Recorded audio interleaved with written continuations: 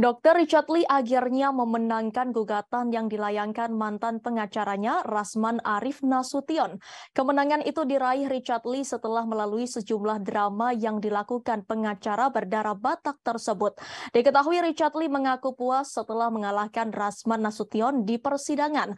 Meskipun begitu, ia enggan balik menggugat Rasman Nasution. Sebagai informasi, Rasman melayangkan gugatan seusai dipecat secara sepihak oleh Richard Lee. Selama persidangan, Richard mengaku sudah berusaha bersabar menghadapi sejumlah drama, mulai dari pihak Rasman yang marah-marah selama sidang hingga minta hakim diganti. Seusai menang, Richard dan pengacara sempat berpikir untuk melayangkan gugatan balik. Bahkan Richard sudah menghitung total gugatan senilai 500 miliar kepada Rasman. Namun hal itu akhirnya diurungkannya karena mengingat kondisi perekonomian sang mantan pengacara. Sementara itu, pengacara kontroversial Rasman Nasution sempat mengunggah video lawasnya saat memberikan pernyataan di depan media, di mana dalam video tersebut Rasman Nasution bersedia memberikan uang 500 juta kepada awak media jika memenangkan kasus melawan Dr. Richard Lee. Diketahui Rasman Nasution tak terima kontraknya diputus secara sepihak oleh Dr. Richard Lee. Lantas Rasman Nasution langsung menggugat ke pengadilan uang Dr. Richard Lee sebesar 20,7 miliar. Melalui Instagram pribadinya pada November lalu, Rasman Nasution mengaku telah mempersiapkan uang 500 juta tersebut. Menurut Rasman, Dr. Richard Lee telah salah dan melawan hukum. Tak hanya Dr. Richard Lee, Rasman Nasution juga menyinggung seterunya yang lain, yakni Hotman Paris. Rasman Nasution menilai jika Hotman merupakan orang yang munafik.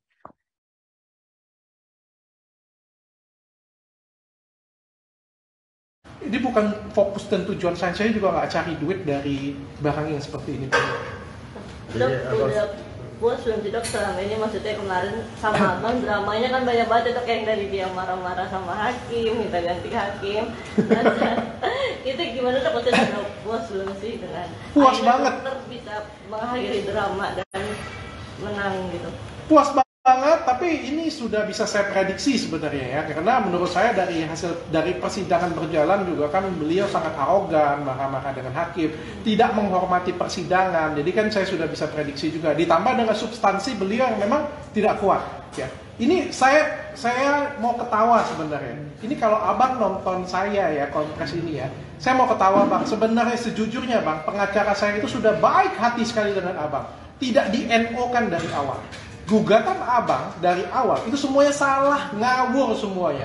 Sehingga apa? Harusnya itu bisa kita NO-kan. Di sidang keempat itu sebenarnya kita bisa NO. Tapi pengacara saya dan saya baik hati banget, kita meladenin sampai akhir dengan tujuan apa? Supaya kita punya bisa peluang untuk gugat balik.